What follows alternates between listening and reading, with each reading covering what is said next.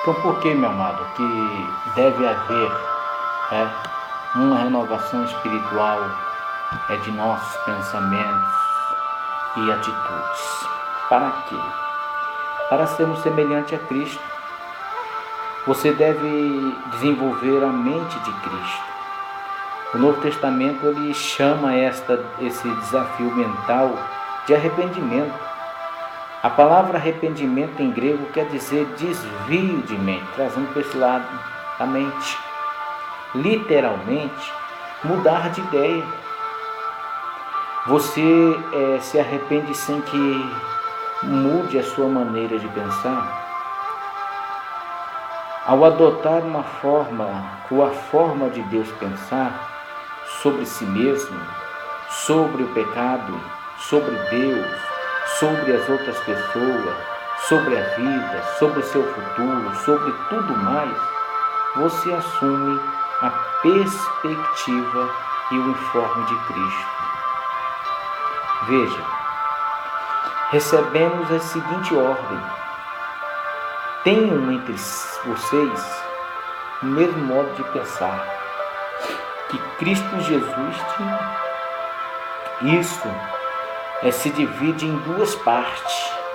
A primeira metade desta parte é a alteração mental. É parar de ter pensamentos imaturos, os quais eles são egocêntricos e egoístas. A Bíblia diz: deixe de pensar como criança com respeito ao mal. Sejam crianças, mas quanto ao modo de pensar, sejam adultos. Quer ver uma prova disso? É muito fácil. É só você pensar em um bebê. Os bebês, por exemplo, são, por natureza, completamente egoístas. Eles só pensam em si mesmos, em suas necessidades, eles são incapazes de dar. Só conseguem receber. Isto é uma forma imatura de pensar, que no caso dos bebês, eles ainda estão nessa faixa etária de ter uma forma imatura de pensar. Mas quando nós, adultos, desenvolvemos uma atitude dessa, nós somos comparados a um bebê e passamos a ter essa forma imatura de pensar. Infelizmente, amado, muitas pessoas nunca crescem além desse tipo de pensamento. A Bíblia diz que o pensamento egoísta é a forma do comportamento pecaminoso.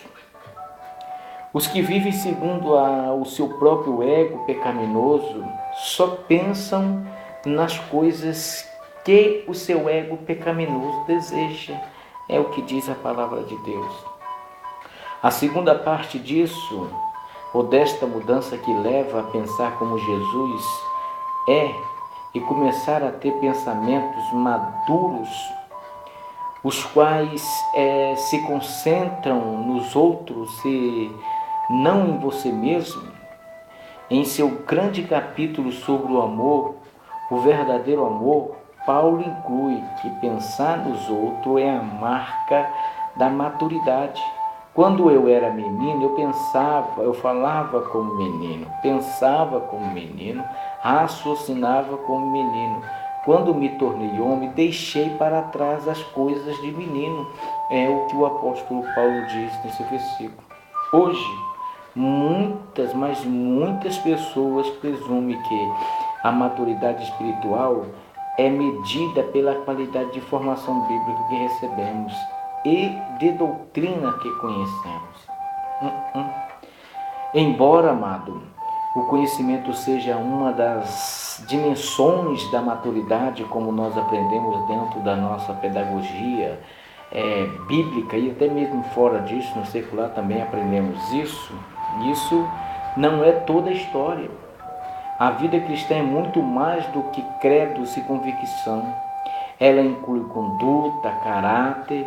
O nosso ato deve ser coerente com a nossa fé e a nossa crença deve ser respaldada pelo comportamento cristão verdadeiro. O cristianismo não é uma religião ou uma filosofia, como um dia desse eu ouvi o pastor Márcio Valadão falando em uma pregação que estava observando dele. Ou seja, o cristianismo não é uma religião ou uma filosofia, mas é um relacionamento, é um estilo de vida. A essência desse estilo de vida, como Jesus disse, é pensar nos outros. Os mandamentos da Bíblia estão aí para ser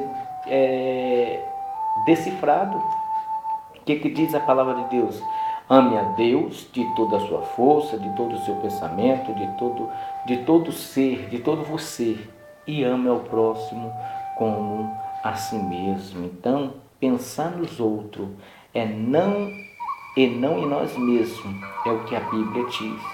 Devemos pensar no bem deles e tentar ajudá-los a fazer coisas que agradem a Ele. Nem mesmo Cristo tentou agradar a si mesmo, querido. E nós devemos priorizar o que é prioridade para Deus. É o que nós devemos priorizar na nossa vida. Então, quando eu penso nos outros, é o cerne de se tornar semelhante a Cristo. É o que me faz semelhante a Cristo quando eu penso nos outros. É a melhor essência do cristianismo espiritual. Esse tipo de pensamento não é natural, não é qualquer um que tem ele, é contranatural, ele é raro e ardua. Infelizmente, nos nossos dias de hoje, nós estamos vivendo assim. Infelizmente, e por outro lado, felizmente, nós temos ajuda. Sim, nós temos Deus que nos deu o seu Espírito. Por isso, não pensamos da mesma forma que as pessoas deste mundo. Alguns capítulos